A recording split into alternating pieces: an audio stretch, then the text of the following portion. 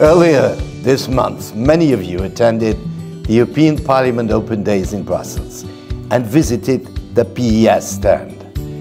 I want to thank the more than 300 people who took the time to ask me a question. Unfortunately, it's not possible to answer all of them. My team went through all of them, and I would try to answer a selection of questions that were often asked. Agathe from France, she asked me this question: how can you ensure the ban of unpaid internships, and what are your plans in that regard? Dear Agathe, some weeks ago I tabled a directive and a recommendation precisely with the objective to ban unpaid traineeships, because I believe that young people who are engaging in traineeships deserve respect, but they also deserve remuneration.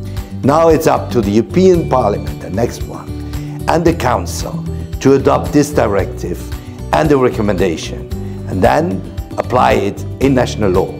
For me, it's absolutely necessary that traineeships are paid. They are so important for young people to get into a job. And by the way, young people, they really not just learn, they also contribute to the companies they are doing the traineeship in. Daria from Belgium, she asks me, how is gender equality affected by my vote? Well, Daria, you know, for me, gender equality is essential. And gender equality not just affects same pay for the same job for women. It affects all women's rights. And that's why we as PES defend gender equality. Now your vote is either supporting this or could also encourage parties who are not supporting this fundamental right of gender equality. So it's up to you.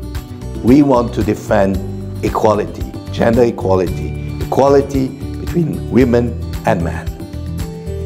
Daniele from Italy asks me if the Green Deal is still a priority. Dear Daniele, climate change is going on. It even accelerates. And we see that every day on so many places, also here in Europe.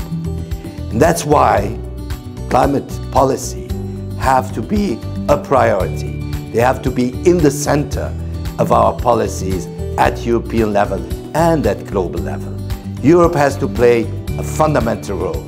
And by the way, changing our policies in this area, considering that climate policy is a priority, will improve our society, will improve the way how we work, how we consume, how we move.